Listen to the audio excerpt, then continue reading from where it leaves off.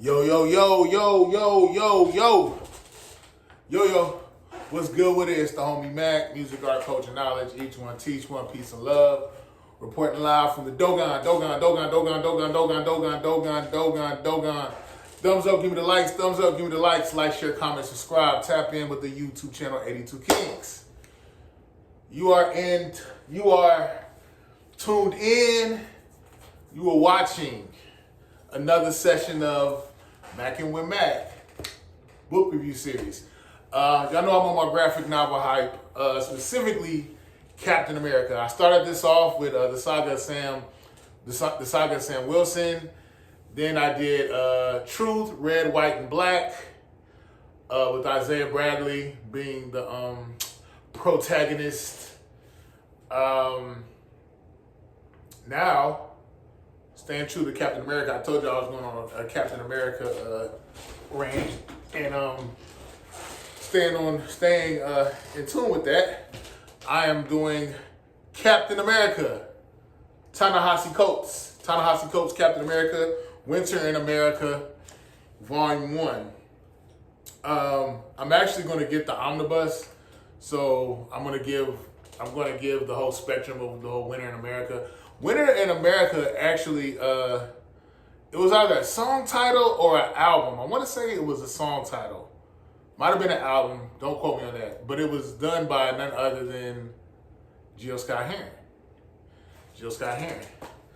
R.I.P. Gil Scott-Heron.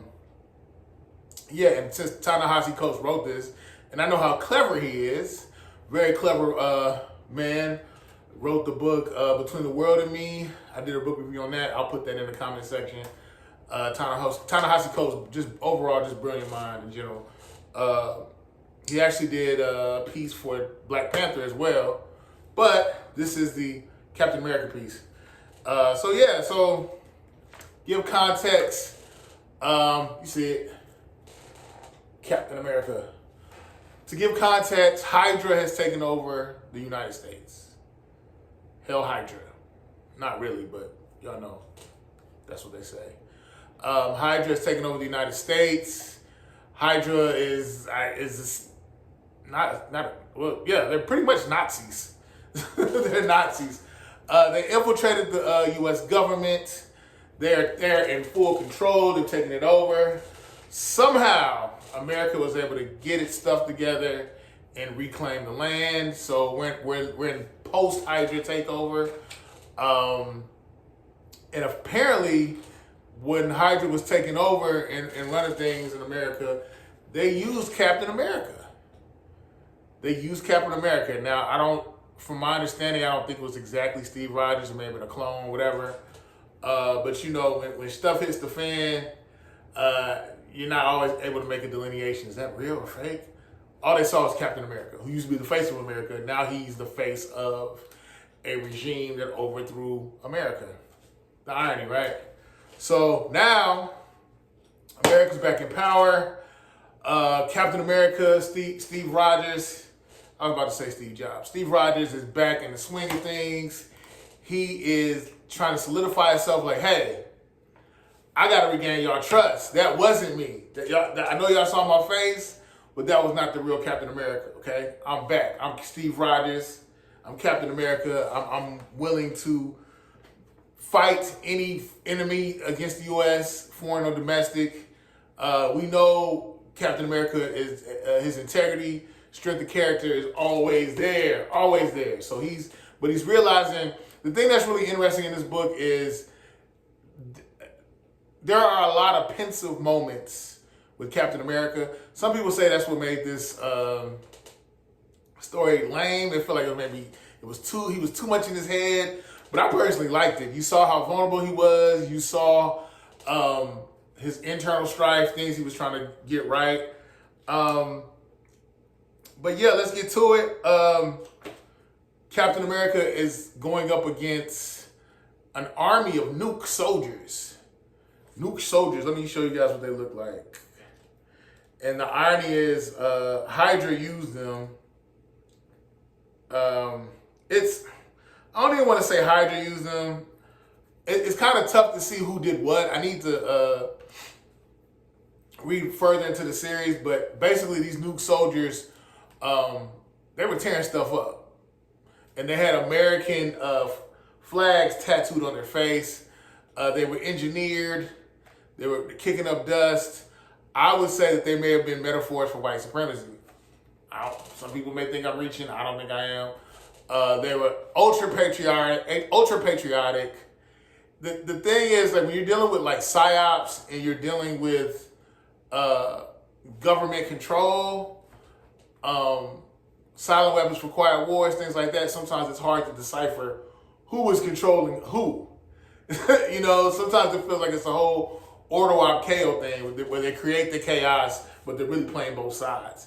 And that being Hydra. But the thing that's interesting in this book is shows that even though Hydra was overthrown, they still had Hydra sympathizers.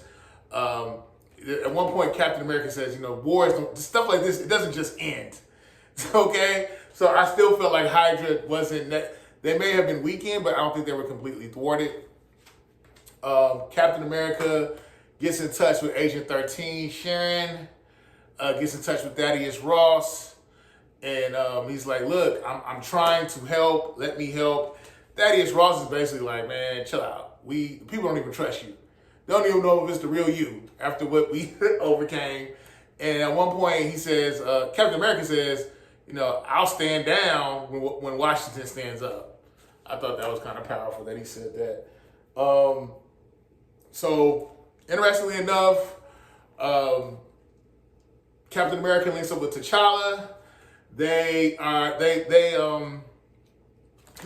I even go there, there is a clip in here, not a clip, there's a part in this book where U.S. citizens basically, like Immortal Technique has this quote where he says, some nations are willing to sacrifice freedom for stability. And there's a person in here in this book that's like, yeah, man, did I show y'all the nuke soldiers? Well, here's one of them.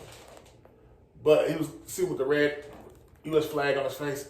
One of the guys was like, yeah, man, when Hydra came over, we had jobs, we had food, school, free education, free healthcare. And it's like, wait a minute, bro, you're under a totalitarian communist regime. But you're willing to deal with that because you have some stability. So at one point, the guy's like, yeah, Hydra, you know, they gave us some jobs again.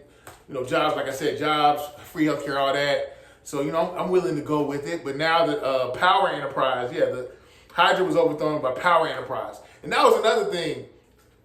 I couldn't necessarily decipher whether or not it was the U.S. government that was actually in control or if Power Enterprise was in control. So it's like people say America is not a country, it's a corporation. And I'm wondering if Power Enterprises was just the highest bidder. So they may not necessarily be loyal to the U.S. citizens. They may do things to satiate their desires, things they may need. But in the long run, they could be actually anti-America. Corporate takeover. But Captain America links up with T'Challa.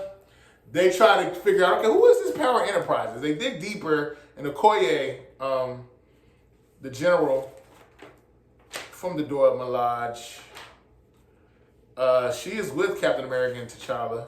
Notably, she was there. And they do some intelligence. Who is Power Enterprises? And they look deeper and they find out there's this guy named Zeke Stain. And he's pretty much in control of Power Enterprises. But at the same time, his loyalty is questioned. His intention is questioned. But they do some intelligence on him and they find out, because, you know, Wakanda, they're they're technologically savvy on a whole nother level. So they find out the base where all these nuke soldiers are kept, which is like in a coal mine.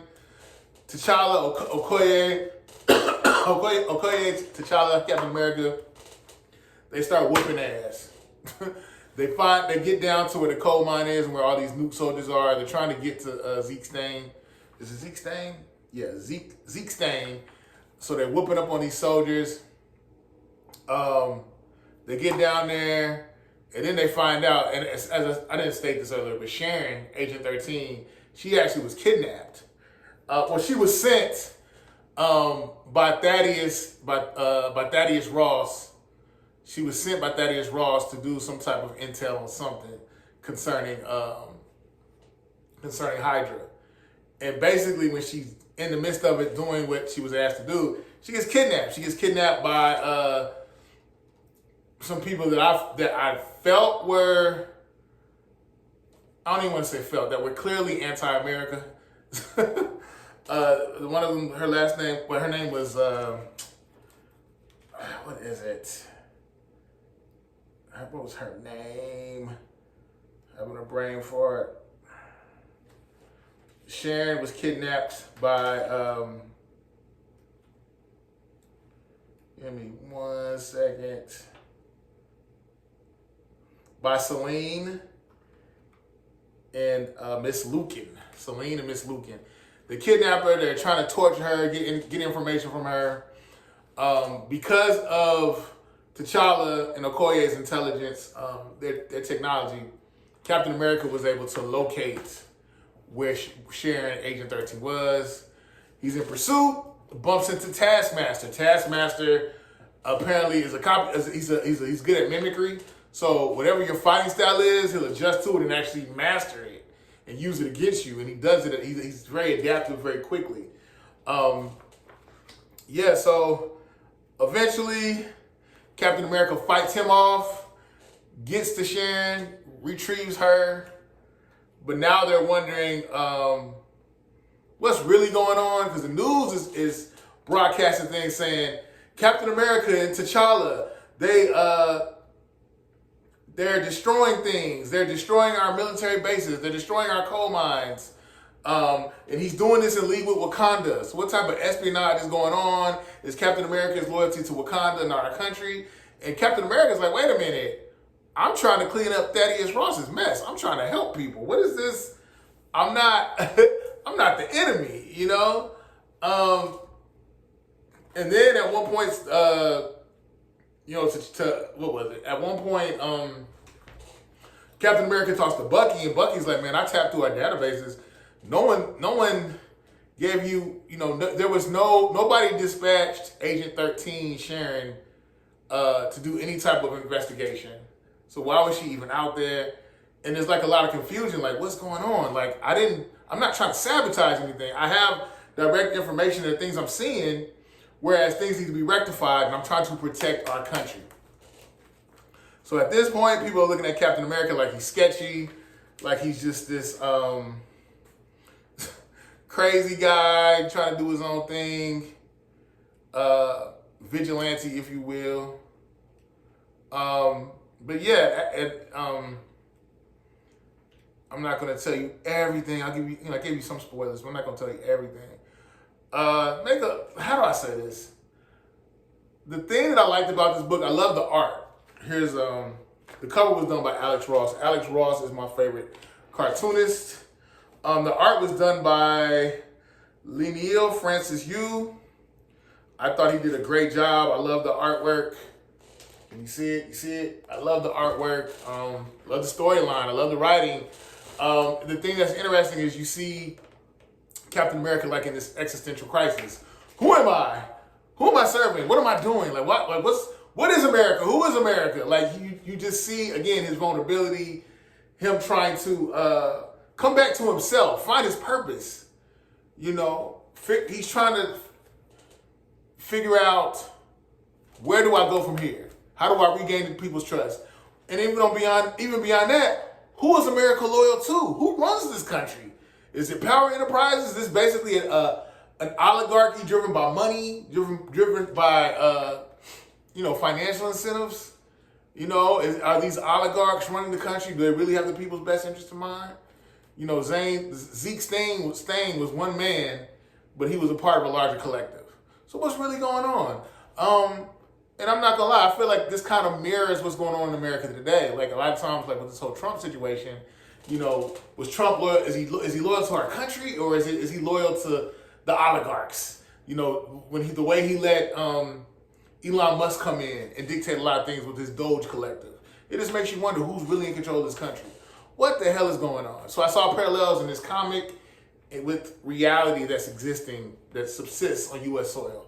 But yeah, I give this, out of 10, I give this book 9 out of 10. I thought it was very, very well written. I'm not saying that's because I'm a Ta-Nehisi Coates fan, but this was just thoroughly well written. I think you can tell he's in tune with the times, and I felt like he espouses the nature of Captain America through his writing. Great piece of literature. Winter in America. They say it balances action with powerful character moments. I concur. Thumbs up, give me the likes. Thumbs up, give me the likes. Signing out from the Dogon. Captain America. Give me the likes.